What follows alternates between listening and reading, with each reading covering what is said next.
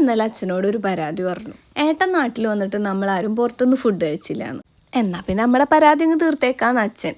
അങ്ങനെ ഞങ്ങൾ ഫാമിലി എല്ലാവരും കൂടി അടുത്തുള്ളൊരു ഫുഡ് സ്പോട്ടിൽ ഡിന്നർ കഴിക്കാം. അമ്മയുടെ ചിരി കണ്ടോ, പരാതി മാറിയതിൻ്റെ സന്തോഷമാണ്. അച്ഛനാണെങ്കിൽ പുറത്തുനിന്ന് ഫുഡ് ആക്കാന്ന് പറയുകയും ചെയ്ത് ഞങ്ങളുടെയൊക്കെ ഇരുത്തവും ഭാവവും കണ്ടിട്ട് മിക്കവാറും ഞാൻ ഇന്ന് ഇവിടുത്തെ കിച്ചണിലെ പാത്രമൊക്കെ കഴുകാൻ നിൽക്കേണ്ടി വരും എന്നുള്ള മട്ടിലാണ് അച്ഛൻ്റെ ഇരിപ്പ്.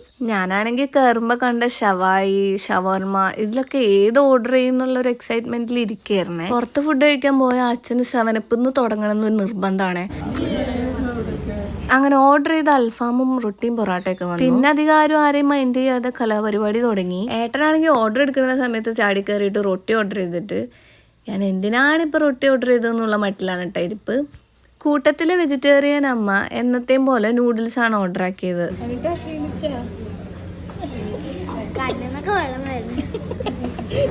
അനുക്കുട്ടൻ പറഞ്ഞ അതേ അവസ്ഥ തന്നെയായിരുന്നു ഞങ്ങളിൽ പലർക്കും. അങ്ങനെ കലാപരിപാടിക്ക് ശേഷം ഞങ്ങൾ കുറച്ചു നേരം വിശ്രമിക്കാന്ന് വിചാരിച്ചു. അപ്പോഴാണ് ഗൈസ് ആ കാഴ്ച എന്റെ കണ്ണുപെട്ടത്. എന്തായാലും നമ്മുടെ പരാതി ഏറ്റു എന്ന് മനസ്സിലായി. ഏട്ടന്റെ വയറ് ആവശ്യത്തിലധികം വീർത്തിട്ടുണ്ട്. അപ്പം അത്രേ ഉള്ളൂ. Good night.